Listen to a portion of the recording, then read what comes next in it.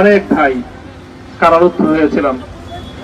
পর্যায়ক্রমে সকলেই আলহামদুলিল্লাহ জিন্দানখানার লৌহ প্রাচীর ভেদ করে মুক্ত জীবনে ফিরে এসেছেন।